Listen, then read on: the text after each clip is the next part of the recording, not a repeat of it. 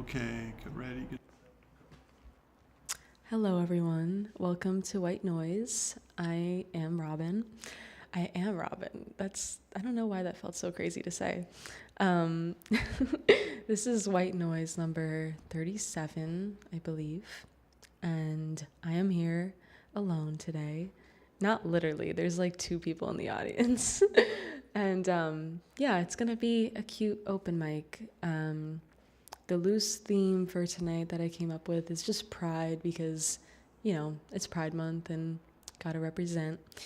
And yeah, so I'm gonna kick it off. I never really do that, but I just felt like it today. And, I host it so I can do whatever I want.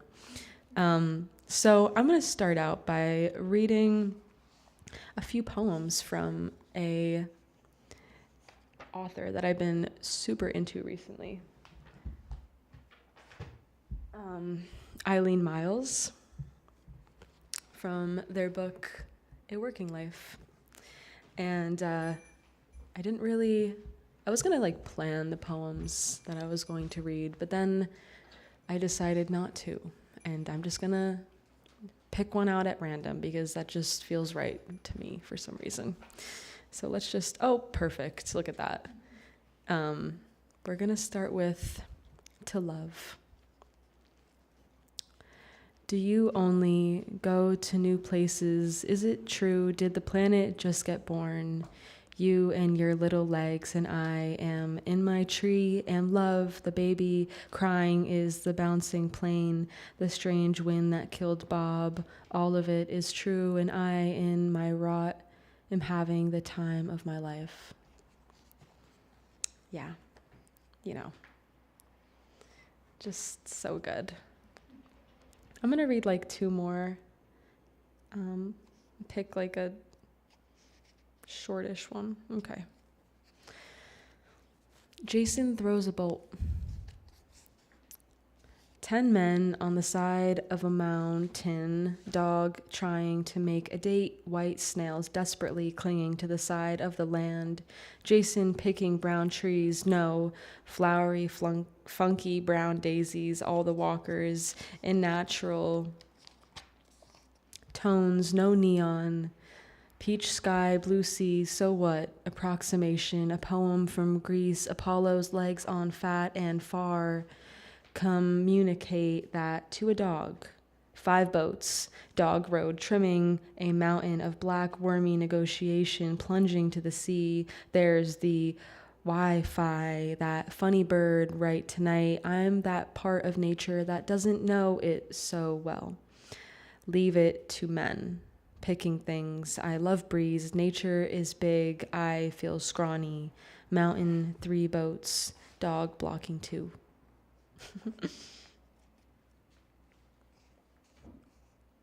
Okay, I'm gonna read one more from here. Okay, this one looks cool, but let's see how long it is. Pretty long.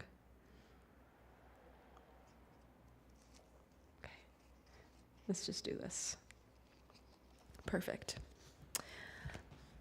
Frama. I don't know if that's how you say it. Frama, something like that. I don't hate men. My back hurts. I hate COVID. Jingling now when your head's in the bowl drinking water and saving the past in incantations. Is this my thirst? So that's Eileen Myles. If you want to read some incredible poetry, go look up any of their numerous books. They have been publishing since, I don't even know, the early 90s, and they have so many. Oh, they were born in 1974, so a while. Now I'm gonna read some of mine because that's what you came here for, right? No, I'm kidding. Thanks. Thank you. So I just have one today. And I also brought my notebook in case I was like, screw this. So, we'll see. Maybe I will say that, but we shall see. So I wrote this today. I wanted to write something inspired by the theme, and I decided to write about my gay relationship I had in high school with my next door neighbor. Yeah, that's all the context I'm going to give. It's called Blonde We. We held hands as we walked our dogs down the street. Only the street lights brightened our eyes. Yours was the house next to mine. We'd walk and talk about things that feel so inconsequential now, but the one thing that sealed our faux love was a kiss, right before we parted ways to sit in bed and dream about what could be. I remember when my mom found the letter you wrote to me. I remember when you counted my pills on the bathroom counter. I remember your birthday in the city under shining pink lights. I remember when we held hands together in the hallways, fearlessly uncaring of wandering eyes, my unkept, unwashed hair, distressed jeans and colorless face, and your soft skin, smile, thick Brazilian hair. One mistake I made was with you. I have tried to reach out, but you cannot face me, for the damage I caused must still linger, as you do for me, and for that I am sorry. If only I knew then what I know now. How easy it is to admit, though how hard it is to turn back time. We were both young. I was barely 16 and already counting my blessings, my body a refuge for older men's eyes, and you were there, younger than I, so I brought you along for the ride. I remember when we met, swimming in your pool, and in the darkness I could hardly see you. Streaks of light reflected on the surface, making us shine.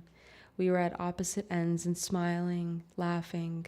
I think of how much fun we had. When our innocence shone through the darkness of our depression, when we were still young and reckless without consequence, when all we did was dream, two bodies, floating in pink, lilac-scented bathwater, living into some idyllic sense of our teenage fantasies. Together in those dark, dark moments that even now I unearth like a time capsule buried under the thick roots of the oaks that mingled in our backyards. I open it with dirty hands, and still I try to forget. Thank you. So yeah, that's all I wrote, but maybe I'll just read something else, because I'm here, and it's not like anyone's rushing me to get off stage. So yeah, this is gonna be hard though, because I have horrible handwriting. But you know what? I'll try my best.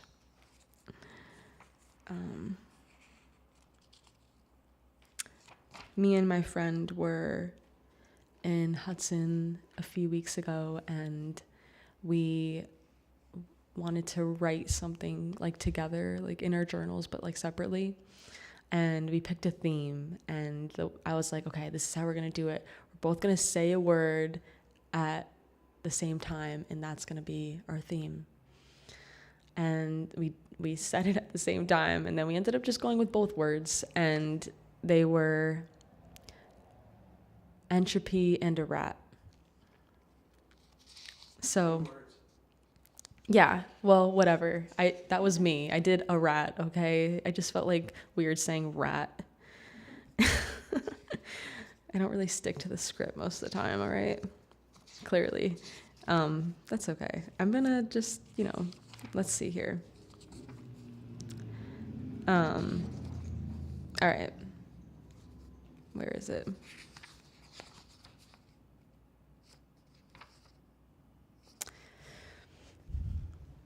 I am down below, keep up with me, dangling through tepid shores of gossamer thread tendrils of your hair. We nibble to eviscerate our day and look up into animal eyes, for the animal I am settles like entropy and a rat glistening in oil. Breathing deep on dark underside of train as it chugs. Nibble and sip, Leopatera of your silhouette. Bargain box and legs burning under D&G. It's from Italy. Just kidding, the Salvation Army. Bouquet of dame rockets. There are hundreds on the roadside, and they charge $2 per tulip. My grandma used to cultivate them, along with her ferns and cherub statues. What is the human form of poison ivy? Something that hurts yet heals in a broader sense. Derrida, even in the schizophrenic daydreams of mass submission. I was 12 when my father pulled me out of the car for screaming in his ear. I seek, tan spiders in corner of necessity. I blame everything on my thalassophobia, or a ghost. A thalassophobic ghost, there you go. The groundhog that haunts me. But if I was on a yacht, I'd put that aside. It'd be worth it. For a chance in upper middle class bliss. Never my family, we're land people. Prefer rocks and pulverized rock, sand. When's the best time to start prepping? I asked too many questions, sorry. Just plotting. Running through thicket and hearing the sounds of people marching through suburban wilderness. Coffee cups and protein bar wrappers. I run, barefoot in dandelion fields, until I step on a piece of broken glass. Thanks. Thank you.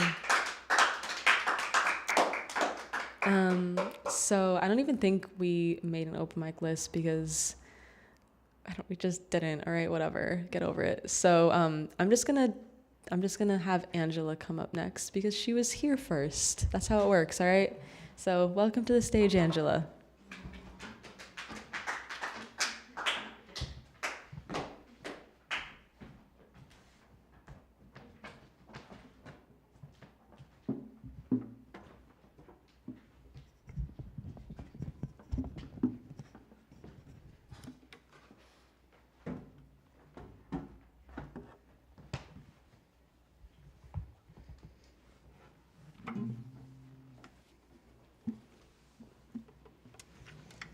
Okay.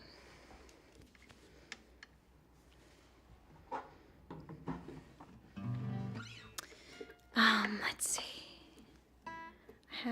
I was trying to write something new last night for today, and it didn't quite work out, so I had the thought to try to learn this song earlier today. Let's see. It's a Big Thief song.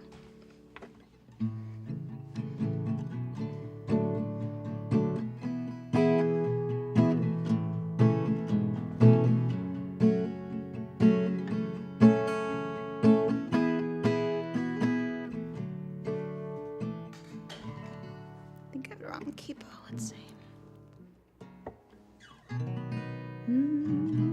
Yeah.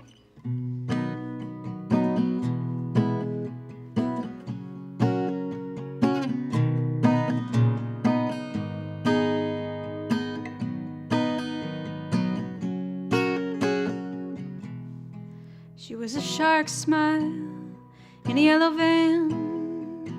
She came around and I stole a glance in my youth. A vampire, Evelyn shone quiet as roses sting. It came over me at a bad time, but who wouldn't ride on a moonlit line? I had her in my eye, 85 down the road of a dead-end gleam, and she said, "Whoop, baby, take me." And I said, "Whoop, baby, take me too."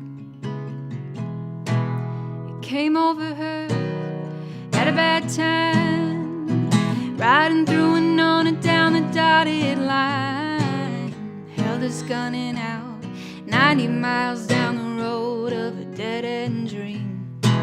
She looked over with a part smile, caught up in the twinkle, it could take a while, and the money pile on the dashboard fluttering. She said, "Whoop, baby, take me." And I said, "Whoop, baby, take me too."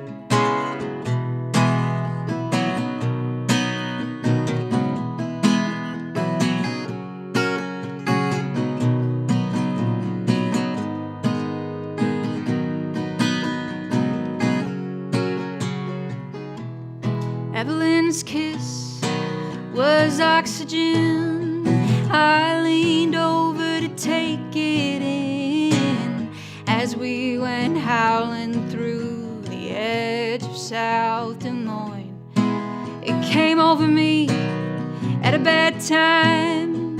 She burned over the double line, and she impaled as I reached my hand for the guardrail.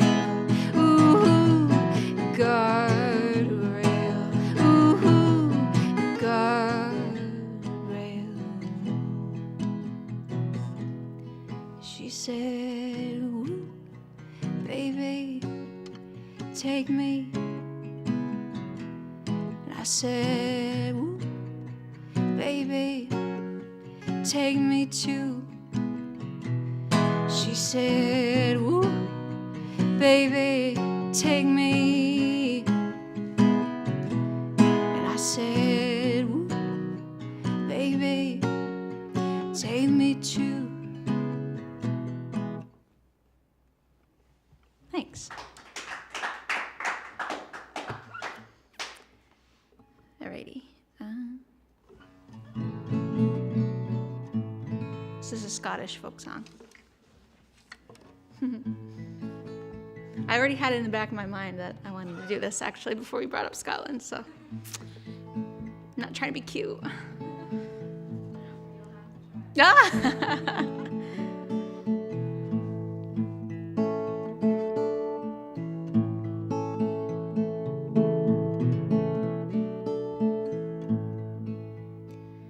Oh, the summertime is coming, and the leaves are sweetly blooming, and the wild mountain thyme grows along the blooming heather. Will you go, lassie, go? And we'll all go together to pull wild mountain thyme all along the blooming heather. Will you go, lassie, go?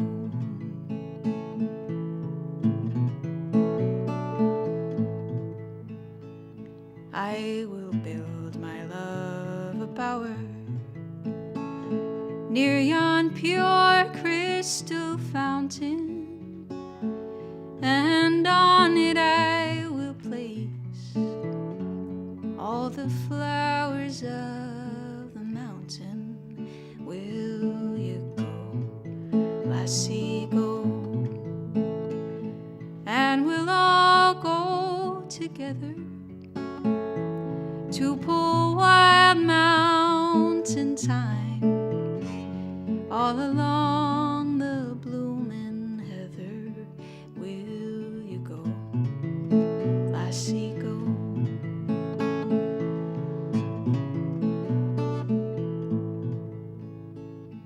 If my true love, she were gone, I would surely find another where the wild mountain thyme grows along the blooming heather.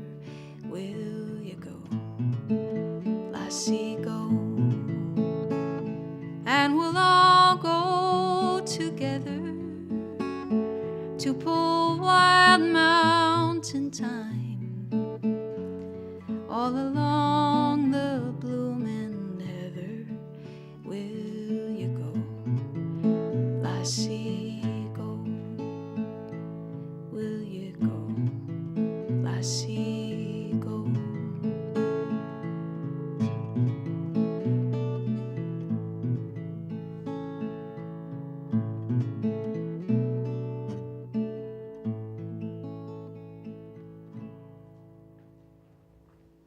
Thanks. That's it for me. Oh, I can believe that, right?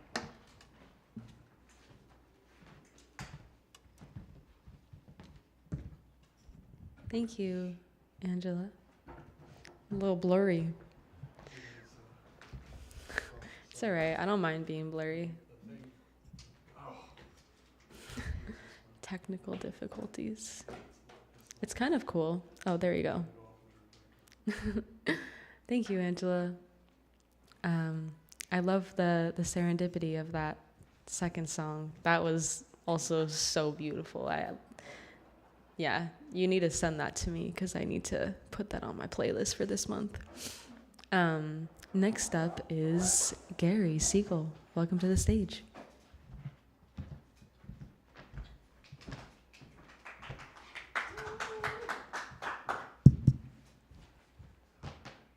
I'm going to do a 3-part simultaneous. You want me to turn them on? No, I'm just. Okay.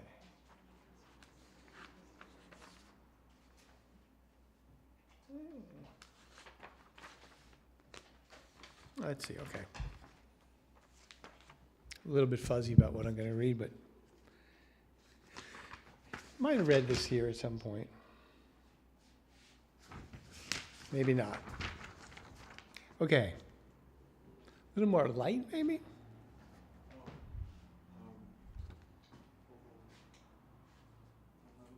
to do the one behind you. Okay. 1, 2, 3. Hold on, guys. 1, 2, 3. I'm just going to turn this one to red. White. Yeah, when it's less red, it's easier to read too. Now you should get some white, Here we go. Okay, I think we're good. Oh, yeah. Great. but a little bit less because it's different. Your head's Okay. You ready? That's better. Good. Okay. Okay. It's called With Ease. With ease, a beautiful wave rises and curls up above the water, traveling towards the shore before throwing itself lustily against the sand, which receives its passions and absorbs its drive. The wave, now transitioning into a memory, soaks those sands, making them sparkle in the late day sun, leaving behind bubbling, fizzling sounds as the water descends down into granular earth, not to be seen again until it is a cloud. And just like this, just precisely like this, yeah, just like this is death.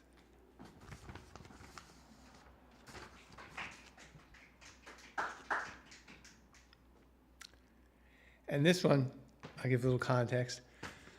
I was in the car one day listening to, whatever came on, and this song comes on. I don't know who it was, and they were playing a funk song. But they were not funky at all. So, your funk. Your funk is dragging, man. Your funk is dragging. That's your funk? That? Your funk? You think you're going to float my boat with that? That funk? Your funk is perfunctory. Funk got a groove, funk got a jump, funk got a groove, funk got a slide, make you move. You must be sleeping dragging that funk around here. Don't be dragging that funk around here. None of that funk. No, no, no. Funk.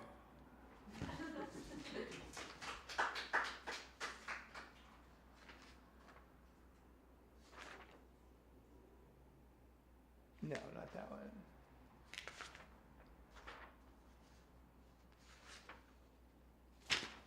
Okay. My head's in the way of the light, Okay. New translation. And God placed Adam in the garden and said to him, "Everything you need is here. Everything for food, for learning, and for companionship. There is a woman here as well, though you must find her. In fact, there were 2, but that's another story. You may partake of anything at all in this garden, and also you should watch out for the lions.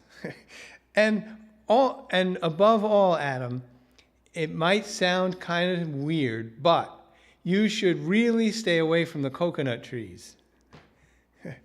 Adam is said to have uttered, "Why, Lord?" And the Lord saith unto the man, "Adam," trust me on this, trust me on this. And so Adam was wary. He was wary of the lion, and he was wary of the coconut tree. Soon he found Lilith and had a grand time, and he lay with her, and also found Eve, and there too did they have a grand time, and there too was some laying. And not to be outdone, Lilith and Eve had some grand times as well. But Adam didn't like that very much, and thus we do not hear of it after all these years. And on one fateful day, when the Lord did create a particularly bright and sunny one, Adam was admiring the coconut trees from afar. And being up to no good on that particular day, he wandered into the grove. And being a bright and sunny and a breezy day, one particularly large coconut was dislodged from its branch, and being dislodged, this coconut did plunketh Adam unto his head. And it's been a problem with Adam ever since. Makes him kind of irritable and nasty and black and white about things. Oh yeah, and violent. Let's not leave out the violent. Been that way ever since. After that day, things got harder. Unable was he to enjoy well enough the simple beauty around him, ever needing the more and the more. The garden was right before him, but he could not see it. Lilith wouldn't have anything to do with this guy, but Eve stayed on and somehow put up with all of this mess. And in their offspring was born that imprint of, it's still a little under C. Okay. Lilith wouldn't really have anything to do with the guy after this, but Eve stayed on and somehow put up with it all. And their offspring bore the imprint of each of their natures. And there you have it, really, the problem, the whole thing, in a nutshell. Thank you.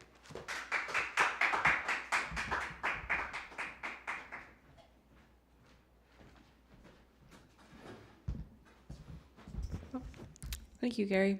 Sorry, I'm eating Laffy Taffy. It takes a while. It does. It's like really taffy-y. Strange. Mm-hmm. I thought the second one, was it the second or the third? The last one you read was very akin to our theme. You know, Yeah. let's just let women do the work, all right? I think that's just how we should go from now on. And the second one, or the one before that, reminded me of something that Ron Whiters would have wrote. Really? Mm-hmm. It did. Mm-hmm. I was thinking of him when you were reading. So I wanted to say that. But yeah, that's it for tonight, guys. Wish I had more. But, you know, sometimes it's like that. Sometimes a little short open mic is what we need, you know, just to let it out and then go about our night when the night is still bright. I know that I have not left here in the light in quite a while, which is good. I love being here and I love hearing everyone perform. And but you know, there's something really nice about such an intimate gathering like this, and I'm so glad that everyone came and performed. And you know, everything is always very serendipitous. And yeah, I really don't have much more to say, except that our next open mic is on Tuesday, the 25th. I actually know it because I'm super excited for it, because we're doing a really special event, doing a little showcase of some queer poets for Pride Month. And yeah, I'm still kind of figuring it out, so I'm not going to reveal too much yet, but it should be really fun. I mean, it will be really fun. And yeah, so get ready for that. And in the meantime, have a great rest of your day, your night, your week, your month, and happy Pride, everyone. White Noise signing off.